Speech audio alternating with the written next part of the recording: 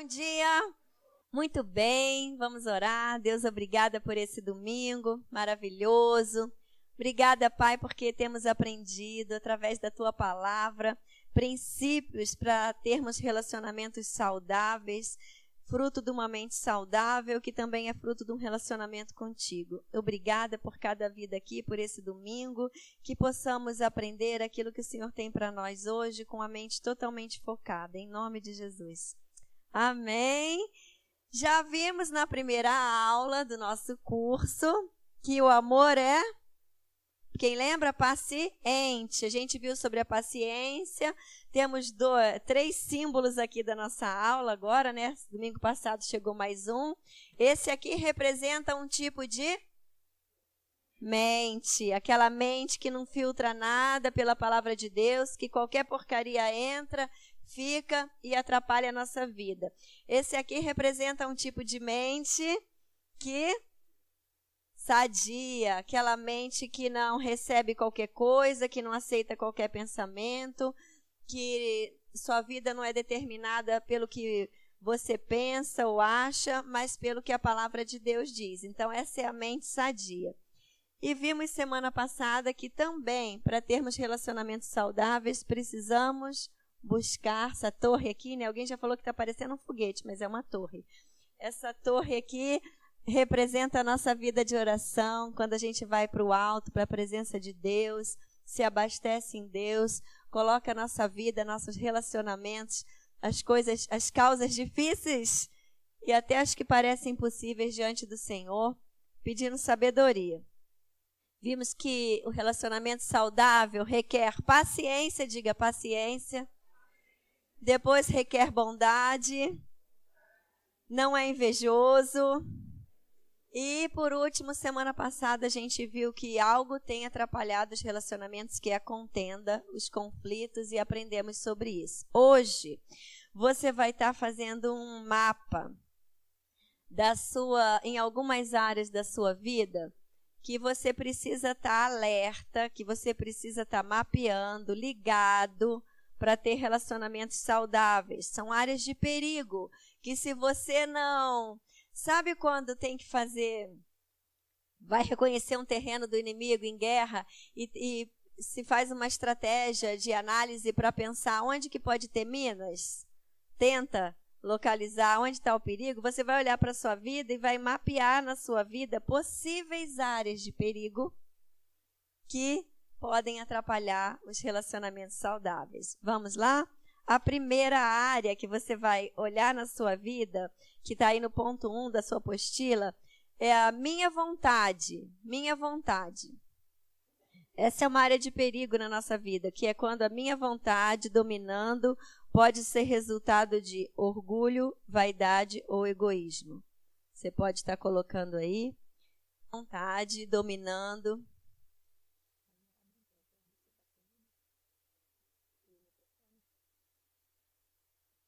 Quando a minha vontade dominando pode ser resultado de vaidade, orgulho ou egoísmo. Eu vou ler aqui para vocês Provérbios. Você está com o microfone já, Felipe? Então lê para a gente, por favor.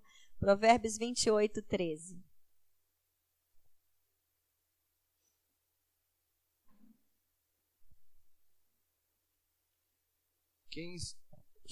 Quem esconde os seus pecados não prospera, mas quem confessa e os abandona encontra misericórdia. Nesse texto aqui de Provérbios 28, 13, o que a gente aprende? A gente aprende nesse texto, resume aí na sua apostila, que quem esconde seus pecados não prospera. Você resume aí com as suas palavras, mas quando a gente confessa e abandona, a gente encontra misericórdia.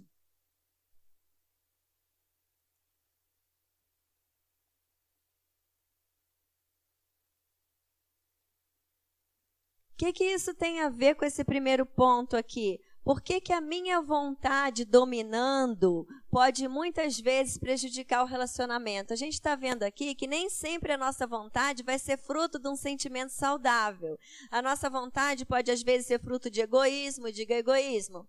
de orgulho, de vaidade, porque eu quero do meu jeito. É o jeito que Deus deseja?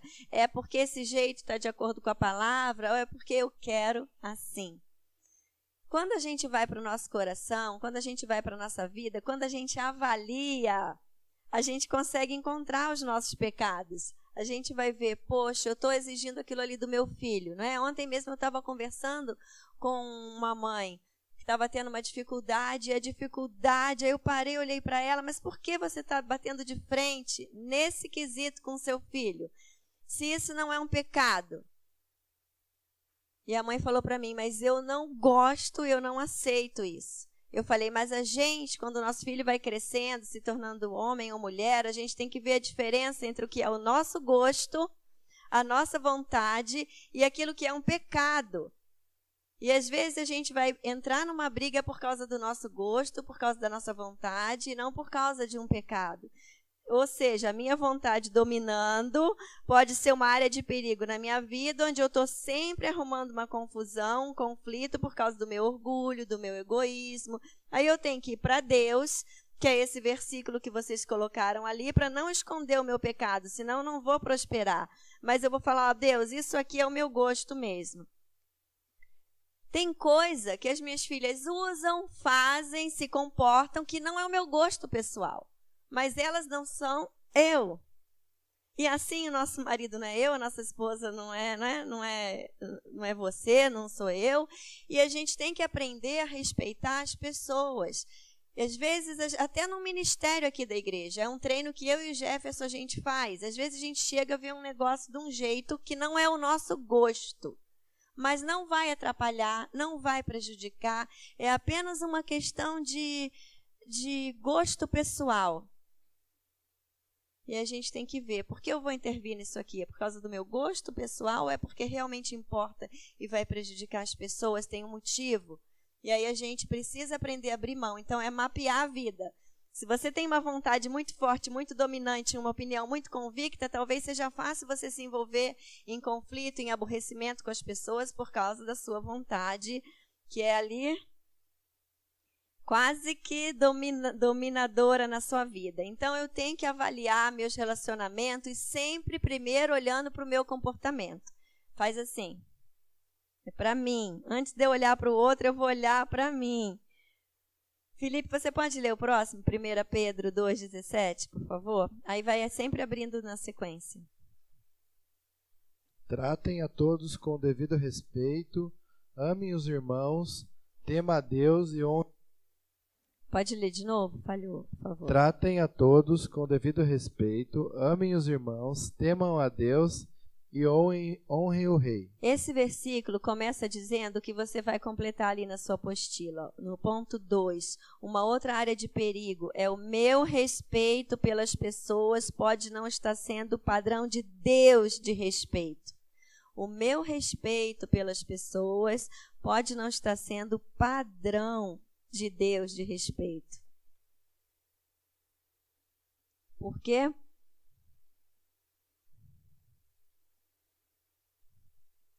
Eu tenho um padrão de respeito. Mas será que o meu padrão é o padrão de Deus? Ou, de novo, é um padrão? Ele pode ser um padrão abaixo do de Deus, por desconhecimento da palavra.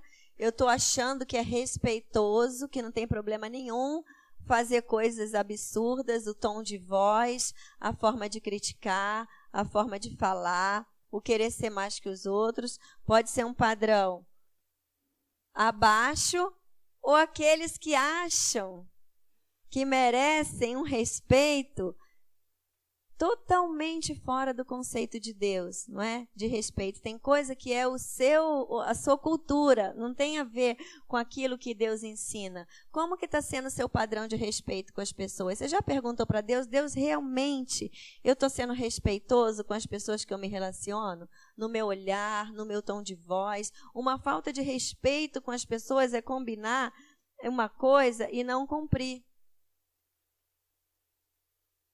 Hoje foi uma bobagem, 5 minutos de atraso da aula, mas para mim é uma falta de respeito com quem está sentado aqui desde a hora e eu atrasar 5 minutos conferindo coisa que era para eu ter chegado aqui antes e ter conferido antes. Então, o nosso padrão de respeito pelas pessoas precisa conhecer o padrão de Deus e a gente não relaxar. Mas, às vezes, a gente quer exigir demais em coisas que Deus não está pedindo, que Deus não está ensinando. E a gente não trata as pessoas com respeito ou quer um respeito que não é aquele que Deus quer que a gente tenha. Vou dar um exemplo aqui, não é? Às vezes, os pais com os filhos, é uma exigência, assim, consideram, por exemplo, um filho faz uma coisa diferente daquilo que você gostaria, mas que não é um pecado. Deixa eu ver, me ajudem aí num exemplo. Uma coisa que você... Ela pegou o exemplo da roupa diferente, né? Tem pai que acha que é uma falta de respeito a criança já ter a vontade de colocar uma roupa. Uma criança de 9 anos tem 3 blusas aqui, ela pode escolher a blusa A? E se a blusa A não for a blusa que a mãe gostaria? Ela pode falar, mãe, mas eu gosto dessa aqui. Bom, ela não vai pegar friagem, ela não vai ficar doente, ela não vai passar mal com aquela roupa não está indecente. Ela pode ter esse gosto? É falta de respeito? Isso é falta de respeito, gente? Não. O que é falta de respeito? A desobediência, fazer coisa escondido, a mentira, a teimosia. Será que o teu padrão de exigência no trabalho, com seu marido, com a sua mulher, com seus filhos, do que é respeito, está dentro do padrão de Deus? Será que quando você marca com as pessoas, você cumpre, você chega na hora? Tá calor, gente? Não? Tá bom, então tá. Você cumpre, você se importa, isso é respeito. Você, quando chega na sua casa, na hora da comida, você agradece a comida. Você que é pai e mãe, ensina seus filhos a agradecerem quem cozinhou. Isso é respeito, isso é honra. O respeito e a honra, eles estão ligados. Isso faz parte. Você respeita a sua família, quando tem uma pessoa ali servindo, seja o pai, seja a mãe, você respeita com gratidão, você respeita com palavras, você respeita com ajuda, porque hoje na nossa sociedade também a honra está sendo desligada do respeito. Quem já percebeu isso? A gente tem que estar muito indo para a palavra de Deus para saber o que vale a pena a gente batalhar para não sair da nossa vida e aquilo que é só aparência respeitosa. A honra não é aparência respeitosa, a honra é um verdadeiro respeito que a gente dá às pessoas. Lucas 6,31 é a boa medida. É um bom padrão. Como vocês querem que os outros lhe façam, façam também vocês a eles.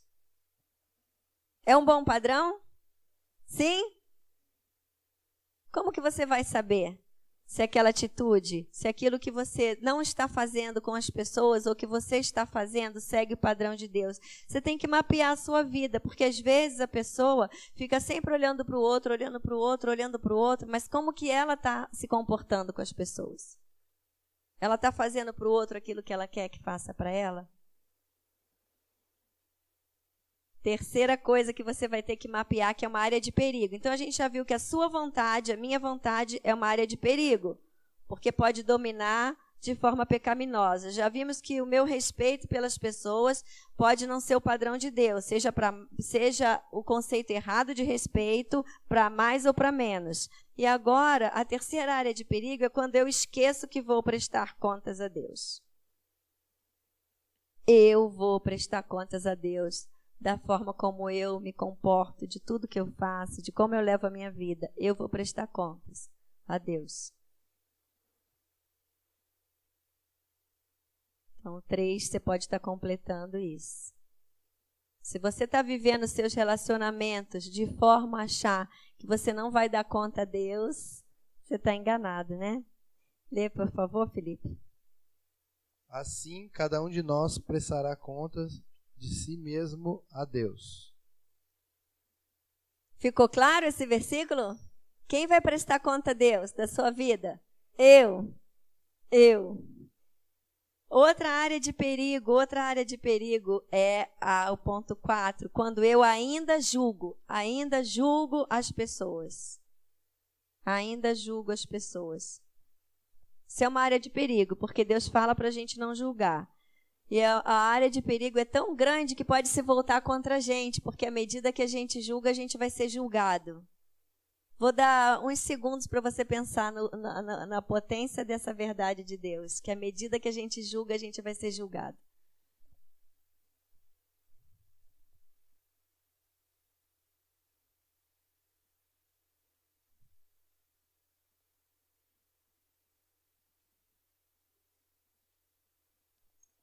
Lê o 13, Filipe, o 14, 13, por favor.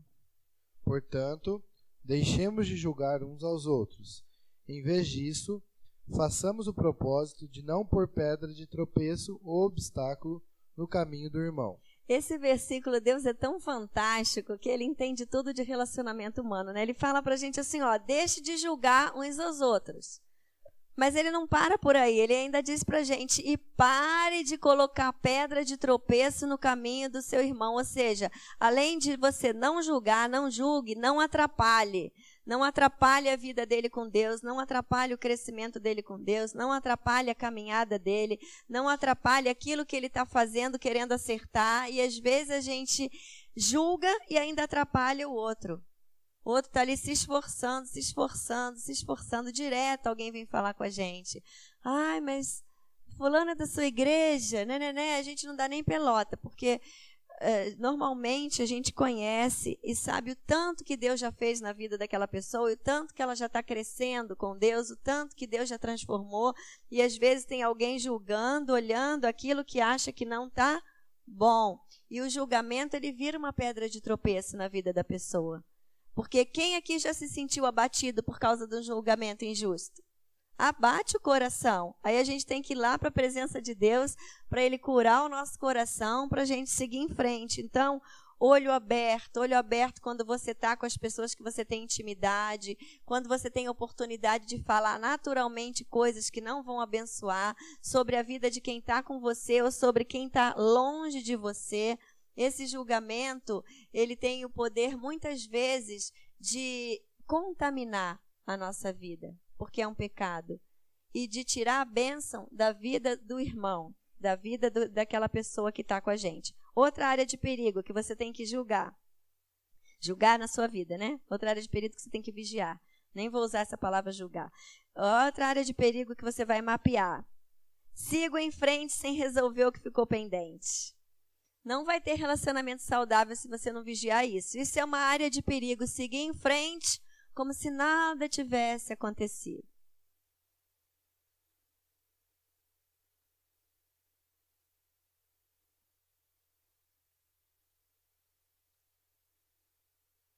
Sigo em frente sem resolver o que ficou pendente. A Bíblia fala que se teu irmão tem alguma coisa contra você, deixa a sua oferta no altar. Não entregue ainda a sua oferta, larga o que você está querendo entregar para o Senhor e vai lá e resolva. Diga, tenho que resolver. Não dá para fingir que não aconteceu, não dá para passar por cima das pessoas, não dá para ter relacionamentos quebrados, não dá para ter o coração longe e não resolver. Alguns pais estão deixando coisas pendentes com o filho por causa de uma coisinha simples, que é chegar lá e falar: eu quero que fique tudo bem entre a gente. Vamos conversar? Me perdoa se eu te chateei. Há pouco tempo eu tive que fazer isso com uma filha. Eu não tinha feito uma coisa errada. Não era errado, mas o que eu fiz deixou ela muito chateada. Na minha cabeça, a primeira coisa que eu pensei foi: poxa vida, que frescura. Não é? Ficar chateada por uma coisa que não foi nada assim. Mas eu parei, fui orar, eu vi que realmente eu tinha magoado o coração dela sem querer. Como ela recebeu aquilo ali, como ela entendeu aquilo ali. Então, o que eu fiz? Voltei lá e falei: me desculpe pela forma como eu fiz você se sentir em relação a isso. Eu não queria ter te aborrecido, eu não queria ter te chateado. Você é muito importante para mim, me perdoa por isso. E isso, gente, não é só com filho. Isso é com filho, Isso é com mãe, isso é com pai, isso é com amigo, isso é com, às vezes, com funcionário que trabalha com a gente. Eu estava aconselhando uma pessoa sobre isso, ela falou, isso demonstra sinal de fraqueza. Eu falei o contrário, qualquer pessoa com discernimento, que vê quando uma pessoa reconhece o seu erro e quer consertar, ela percebe que isso é sinal de grandeza e não de fraqueza. O fraco é aquele que não consegue resolver o que ficou pendente se ele tiver que se retratar, se ele tiver que dar o primeiro passo, se ele tiver, às vezes, até que se desculpar mesmo estando certo. O fraco não consegue fazer isso. O forte em Cristo consegue fazer isso. Consegue ver o que está pendente. Olha, isso aqui está pendente. Isso aqui foi uma coisa que eu falei para uma pessoa que eu me relaciono e que eu vi que aqui caiu bem no coração. Mas não está fazendo, não estou sentindo. Eu toco se nada tivesse acontecido. Não há relacionamento saudável assim. Lembra? Porque a nossa mente precisa estar saudável. E para a nossa mente precisa estar saudável, ela tem que estar acompanhando aquilo que Deus ensina, que é resolver e ficar em paz com todos. O 6, ele é quando eu não entendo o princípio do saque, depósito e crédito. O que é isso? É muito comum nos relacionamentos a gente querer receber das pessoas, sim ou não? E também não é comum a gente querer ensinar, sim ou não? Você vai pensar, isso é para que tipo de relacionamento? Essa regra é uma regra de ouro, saque, depósito e crédito. É uma regra para tudo, até para o seu trabalho. Até para o trabalho, para toda a área da nossa vida onde a gente se relaciona com alguém. O que é o princípio do saque, o que é o princípio do depósito, o que é o princípio do crédito? Eu vou explicar aqui. Depósito é quando a gente investe na vida das pessoas. É o investimento, é quando eu dou a minha vida ali, seja no meu trabalho, se eu sou funcionário, seja no meu trabalho, se eu sou o dono do negócio, seja no ministério da igreja, seja em casa, como um membro da família, seja em alguma coisa que me deram para fazer, eu sou responsável. Eu estou depositando na vida de alguém através das minhas atitudes, através daquilo que eu estou exercendo, através daquilo que eu estou fazendo.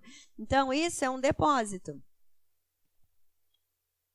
Quando a gente deposita, a gente tem o quê? Crédito. E aí, quando a gente tem crédito, a gente pode fazer o quê? Sacar. O que é sacar?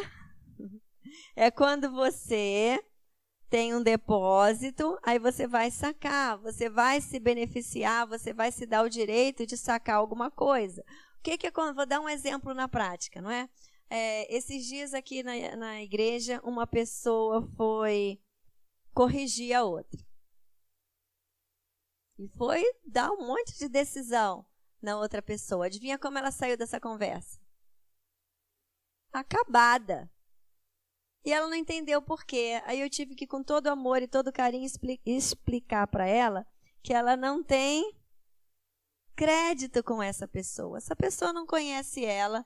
Essa pessoa, ela não teve oportunidade de demonstrar amor, de fazer nada por essa pessoa. Ela não tem crédito para chegar lá e querer exortar, querer ensinar, querer chamar atenção, querer corrigir. Ela quis sacar, não é, uma atitude positiva. Ela quis sacar uma mudança de comportamento, uma coisa que fosse consertar aquilo ali, mas ela não tem crédito.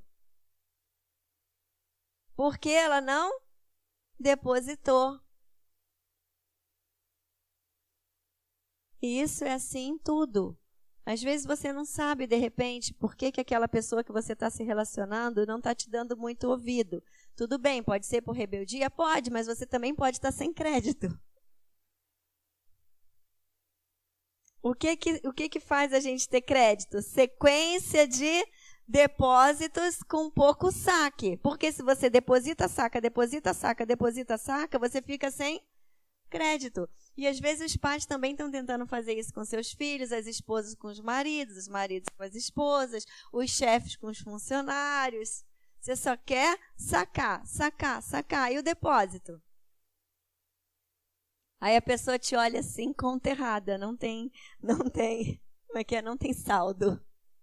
Não tem saldo, não tem saldo. Então, você precisa entender esse princípio. Sacar, muito depósito antes. Repete, muito depósito antes, muito depósito antes. Fala para quem está do seu lado, tem que depositar.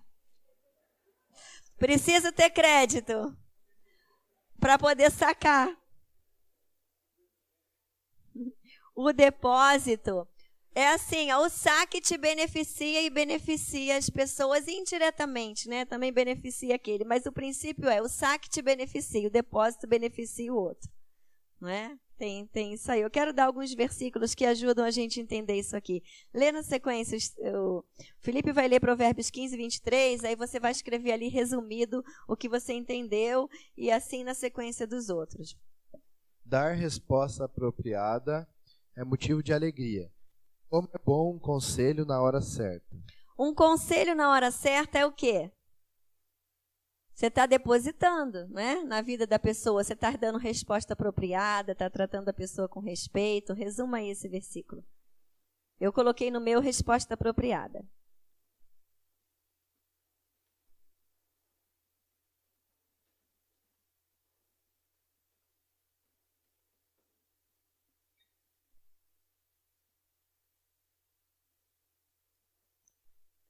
Antes dele ler o segundo, eu quero falar uma outra coisa sobre crédito. Felipe, me ajuda aqui. Eu vou pedir o Felipe para me ajudar para você entender.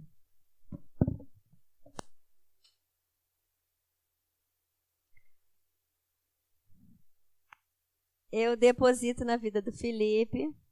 Felipe deposita na minha vida. Assim a gente vai. De repente, o Felipe deposita também muito na minha vida. Deposita na minha vida. Com a fidelidade, né? Com a amizade, com a responsabilidade, com o compromisso. De repente, o Felipe faz uma coisa, escorrega. Vai lá, faz uma coisinha que falhou. Mas ele tem crédito. Aí tem gente que chega ali com o Felipe, aí vai e saca tudo. Como se ele não tivesse nenhum crédito. Aquela coisinha que ele fez ali, pela ele. Acabou. Não sabe relevar. Não sabe lembrar de tudo que tem ali, de bom, de tudo que aquela pessoa depositou. Então, agora eu estou ficando do outro lado, não é? Eu deposito na vida da pessoa, mas quando a pessoa falha comigo, eu tenho que lembrar também que ela tem crédito. Eu tenho que saber como falar, eu tenho que saber deixar algumas coisas para lá, eu tenho que saber quem é aquela pessoa. Então, isso também é um princípio que envolve o crédito. Ficou claro? Deu para entender? Obrigada, Felipe.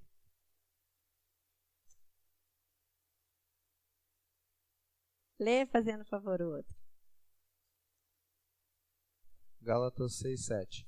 Não se deixe enganar, de Deus não se zomba, pois o que o homem semear, isso também colherá.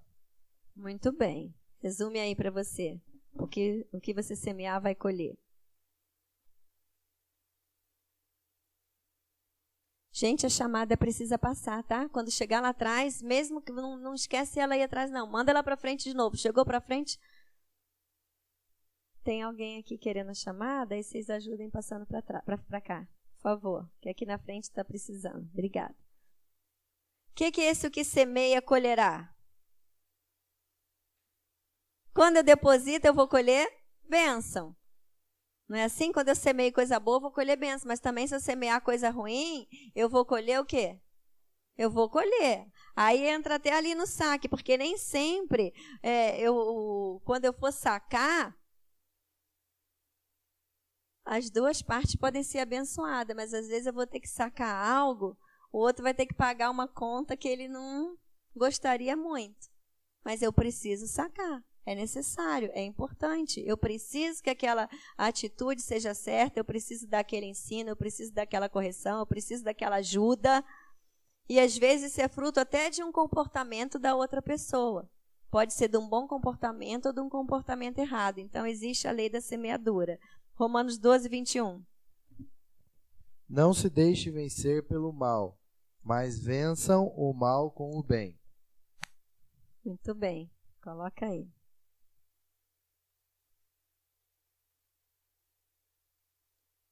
Então, o princípio do saque, depósito e crédito, ele não é para me beneficiar, ele é para o bem está sendo usado na minha vida para isso. Pare e pensa quem é a pessoa que você tem que depositar. Pare e pensa se tem alguém que você está só sacando. Meu Deus, quando aquela pessoa te vê, chega a dar um pânico.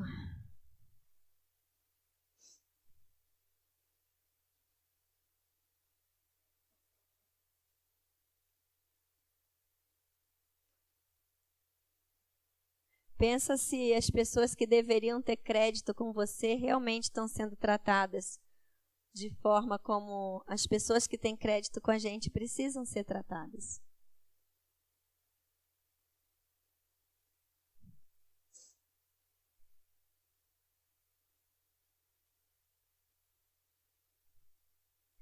Como que é o saudável? A pessoa saudável, ela sabe sacar e ela sabe depositar. Ela deposita, mas ela também sabe sacar. E ela também dá crédito para as pessoas. E a pessoa saudável, ela também tem o seu crédito pessoal.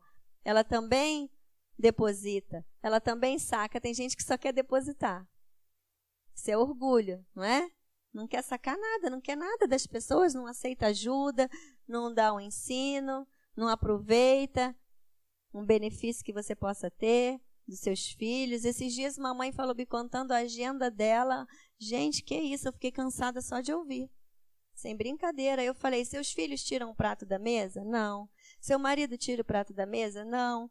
Toda a família ajuda a tirar a mesa, botar a louça na pia e rapidinho, enquanto você lava, todo mundo ajuda a secar? Não. A gente tem que ensinar dentro da nossa família as pessoas a cuidarem uns dos outros, a saber que o conceito de família é união, é colaboração, é o depósito na vida do outro, e a mãe pode sacar. Ó, vem todo mundo agora, o pai também pode sacar. Ó, a gente dá a vida por vocês, vamos todo mundo ajudar. Isso é sacar. Próximo, 7. Outra área que você tem que mapear na sua vida. Quando eu não percebo,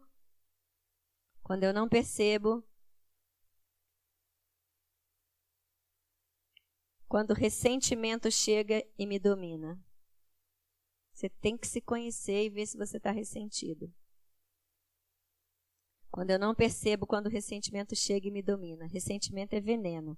Aí você escreve ali, o ressentimento mata o insensato.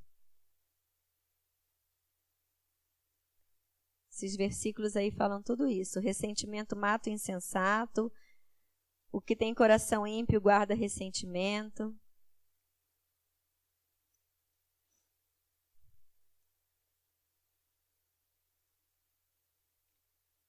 Já?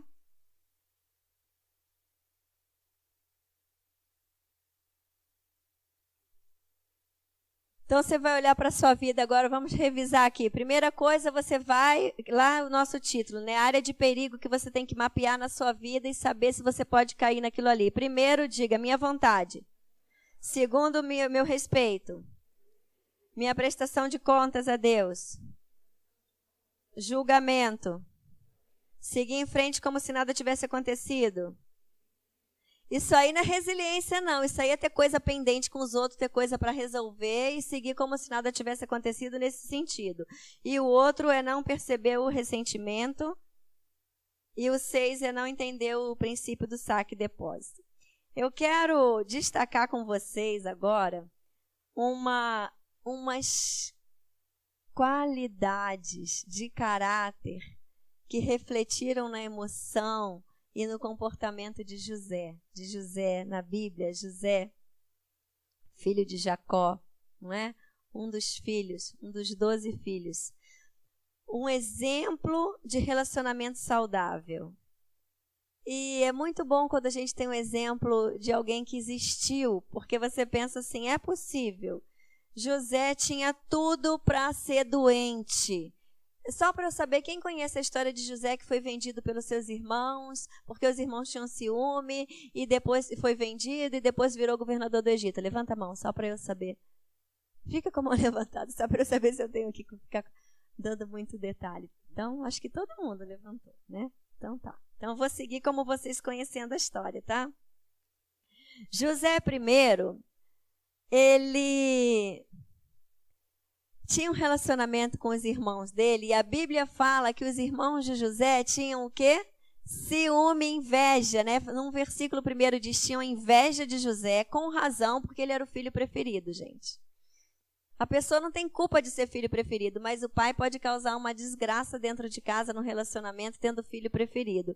E José era o filho preferido, e a Bíblia diz que tinham inveja dele, e que tinham ciúme dele, e começou um relacionamento ruim.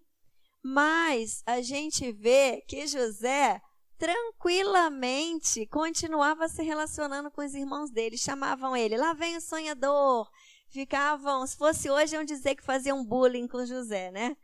Nossa, gente, olha, as pessoas estão mais fracas emocionalmente mesmo, porque quem é que na sua época alguém fez o que hoje se chama de bullying? Quem passou por isso? Meu Deus, meu irmão me chamava de lagartixa branca, porque eu não gostava de lagartixa, achava nojenta, e eram umas coisas, e a gente tirava de letra, é ou não é?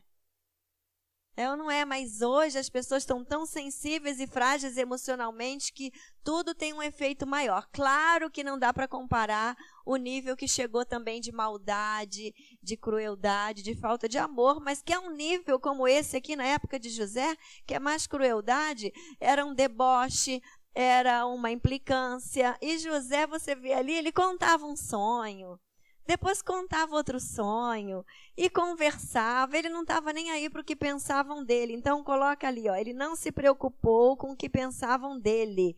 Ele não deixou isso tirar a espontaneidade, a alegria dele. Um grande exemplo bíblico de relacionamento saudável é José. Complete aí, José. Lá em Gênesis 37, se você quiser ler em casa. É uma caça ao tesouro que toda hora você encontra uma peça do baú. Então, ele não se preocupou com o que pensavam dele. Tem gente que não pode ouvir uma crítica. Já fica mal, já não dorme, já sente uma coisa ruim, já fica com aquela ideia fixa, obcecada, já atrapalha o seu rendimento, a sua vida, já fica mal-humorado com as pessoas. José, ele não se preocupou com o que pensavam dele. Ele conseguiu lidar com esse comportamento dos irmãos, né? Ninguém falava amigavelmente com ele. Ele foi mesmo tido como alvo de inveja e de ciúme. Aí José foi vendido, não completa nada ali não, ele foi vendido, gente, ele foi jogado num poço fundo, como se fosse um animal, ele foi vendido como escravo. Sabe o que é você ser tirado da casa de um pai, onde você era tratado com todo amor e todo carinho, como José foi, e ser vendido como escravo? Como que ele chegaria lá no Egito? Acabado. Como que uma pessoa acabada ficaria? Como que um acabado fica? Tem dois extremos, né? Ou quer matar todo mundo com aquelas crises de ira, ou quer se matar afogando suas mágoas. Mas a gente vê que José foi vendido e foi parar como funcionário, não é, do oficial do rei. Ele foi... Gente, quando eu começo a ler aquilo ali, eu não canso de ler essa história, eu penso, que mente saudável, que mente onde lixo não entrava, que resiliência, que capacidade absurda de conseguir continuar a vida. Ele passou por todo esse caos e a Bíblia diz que ele ganhou confiança e foi colocado como empregado, onde tudo na casa daquele oficial estava nas mãos de José. Isso significa que ele fez o quê com ele? Excelência, que ele fez bem feito, que ele conseguiu ainda conduzir a vida dele de uma forma ordenada, organizada, sendo uma pessoa de confiança, sendo uma pessoa que fazia as coisas bem feito. Aí você pode completar ali, ele não se preocupou com o que fizeram para ele. A Bíblia diz que tudo que ele fazia prosperava na casa de Potifar. A gente, às vezes, acontece uma coisinha, desaba, e todo mundo que aguente, não é? Nosso mau humor, nossa raiva, nossa tristeza, porque eu posso estar assim porque eu passei por isso. Levanta a cabeça, né? Ontem a gente estava aqui no retiro e eu sou fã, ela não está aqui agora, mas eu toda vez que vejo a Dona Elza, quem conhece a Dona Elza? Gente, quem não conhece a Dona Elza tem que sair perguntando, quem é a Dona Elza? Dona Elza. Ela é uma senhora de cabeça branca, de 85 anos de idade. E ela chegou aqui na igreja, marcou uma conversa comigo e com o Jefferson. Ela veio de outra igreja. E a queixa dela, ela tinha uma queixa. Ela saiu da igreja dela por um motivo. A gente já ouviu de tudo, mas essa a gente ainda não tinha visto. Ela chegou aqui, marcou uma conversa séria. Dona Elza, eu posso contar essa história? Ela pode. E ela falou, pastor, eu quero vir para essa igreja, porque eu quero trabalhar. E lá na outra igreja começaram com uma conversa que eu tinha que descansar. E o que você gosta de fazer, Dona Elza? Tudo.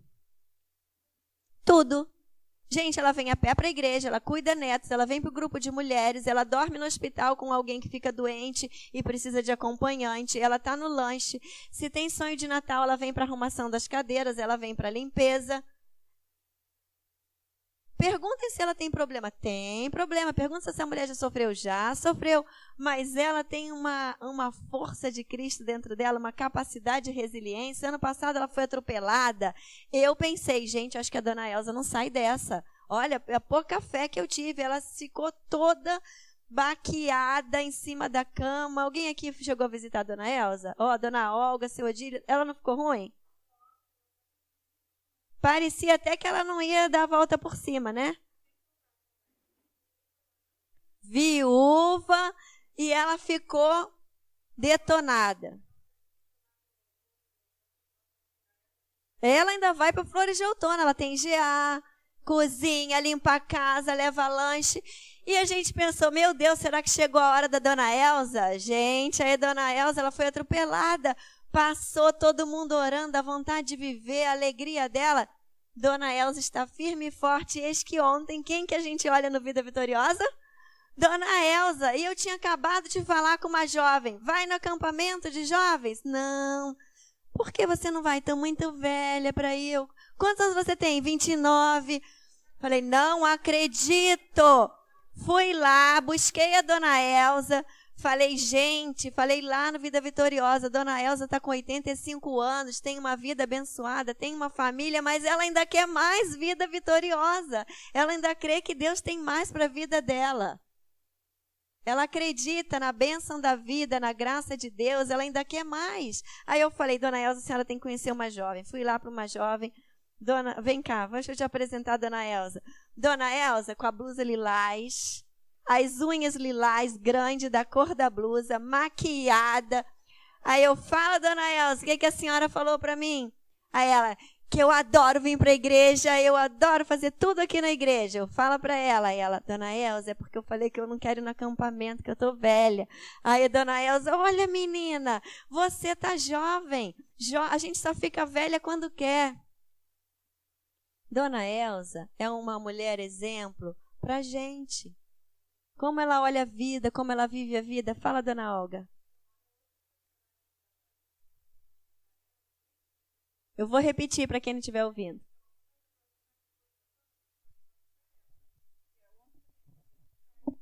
Mas às vezes ela vem a pé, né?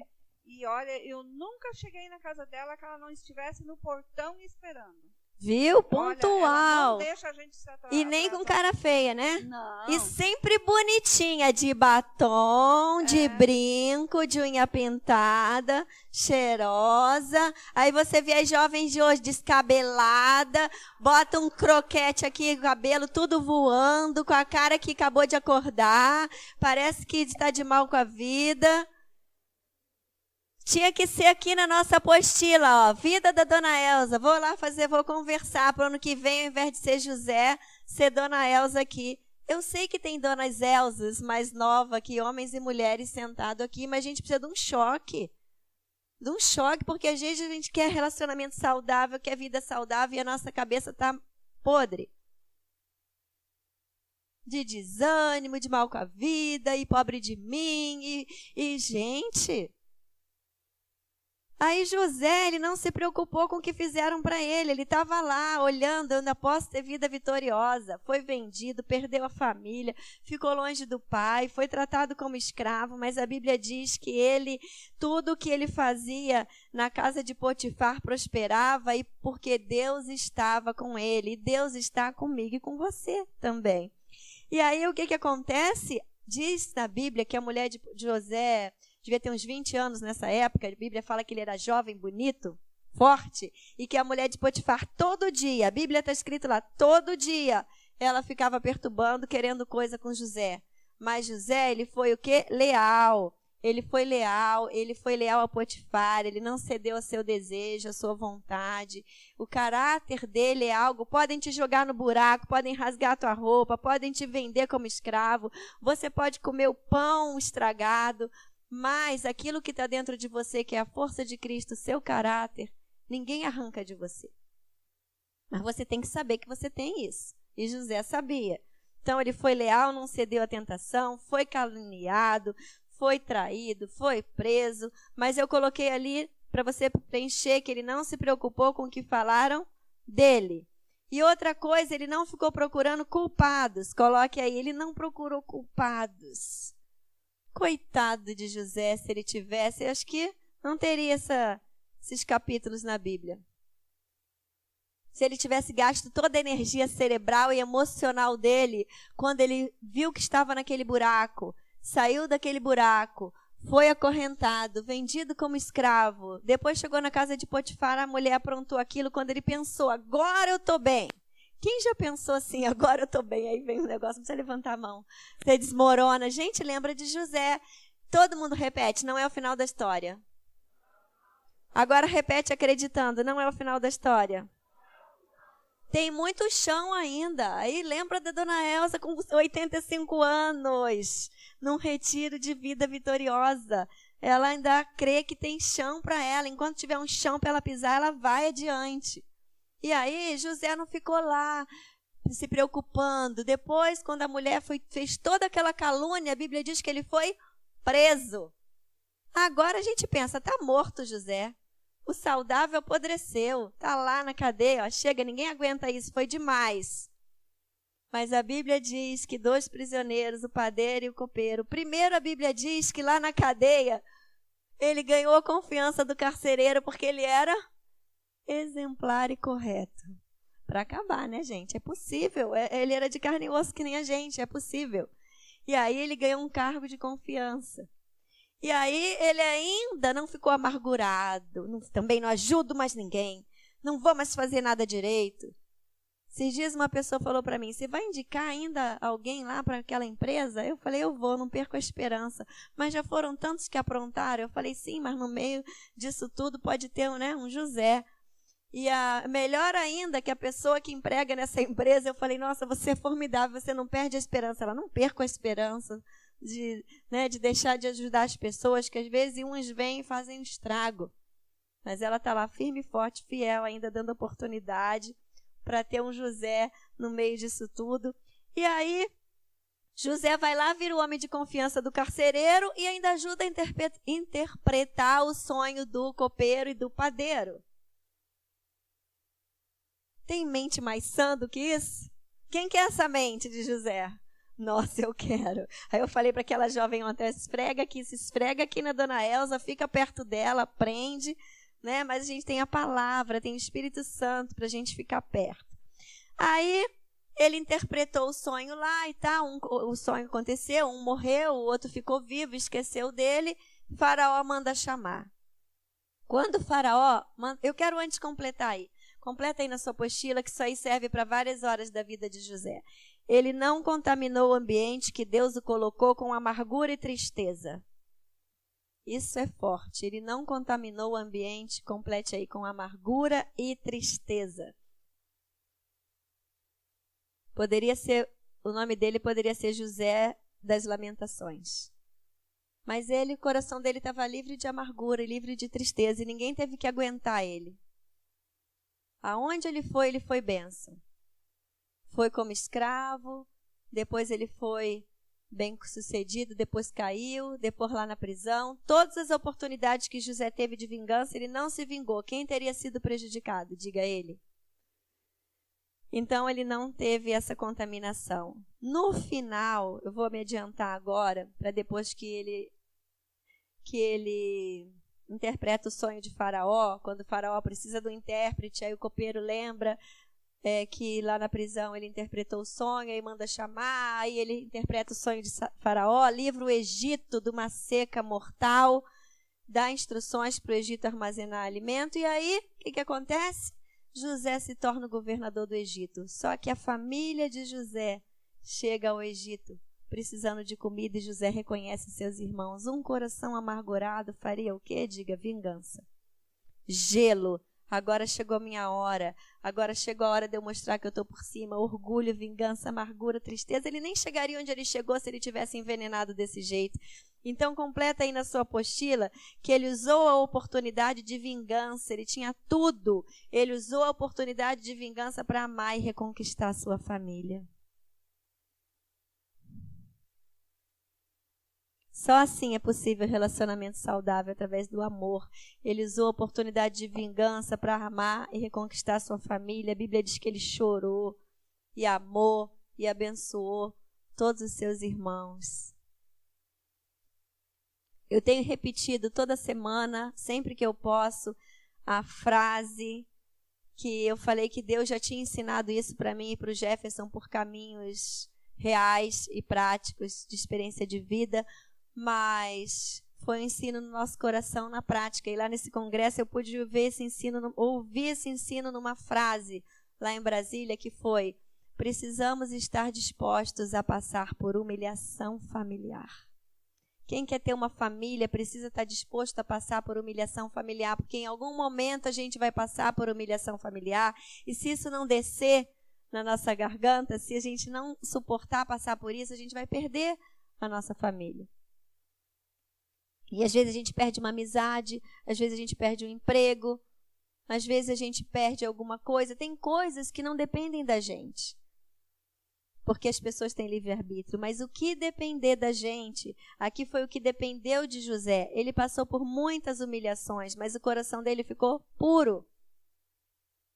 Ele suportou a humilhação. Aí aquele versículo que é: aquele que se humilha será exaltado pelo próprio Deus. Então, completa aí nessa apostila, já completou, né? Usou a oportunidade de vingança para amar e reconquistar. Ele amou e cuidou da sua família. Ele trabalhou com excelência em terra estranha. Para casa, você vai ler a história de José, lá no capítulo 37 de Gênesis. Felipe, confere para... é 37 mesmo, obrigada. No 37 de Gênesis, e vai ver... sabe esse mapeamento que a gente fez agora no começo, sobre nossa vontade, respeito, julgamento, ressentimento? Você vai ler a história de José como base para você mapear suas atitudes. E você vai anotar ali o que serve para a sua vida, o que você precisa focar. O 2, você vai relacionar essas qualidades aprendidas. E o 3, a sua oração. Do que você pode melhorar nos relacionamentos. Engole orgulho, tem orgulho que é do tamanho de um peixe, tem orgulho que é do tamanho de um porco-espinho. Vamos orar aqui pedindo para Deus, para tudo isso ficar, Espírito Santo nos fazer lembrar. Deus, obrigada, porque quando a gente vai para a Bíblia e vê toda essa direção que o Senhor dá para a gente sabe que a gente só vai ficar perdido se a gente quiser. Porque o Senhor tem um prumo para a nossa vida, o Senhor tem saúde para nossas emoções, o Senhor tem saúde para os nossos relacionamentos. E ainda que as pessoas errem com a gente e não queiram reparar, como a gente viu na história de José, é possível a gente seguir em frente de forma saudável, de forma cristã, de forma que agrade o seu coração, de forma a gente ter o coração puro. E na hora certa, o Senhor vai completar a sua história na nossa vida. Deus faz renascer a esperança em cada coração aqui. Que o Teu Espírito Santo essa semana nos guie a toda a verdade, instrua nossa mente, cure nossas emoções, nos ajude a deixarmos o pensamento e as verdades somente que vierem do Senhor na nossa vida, em nome de Jesus. Amém. Deus abençoe.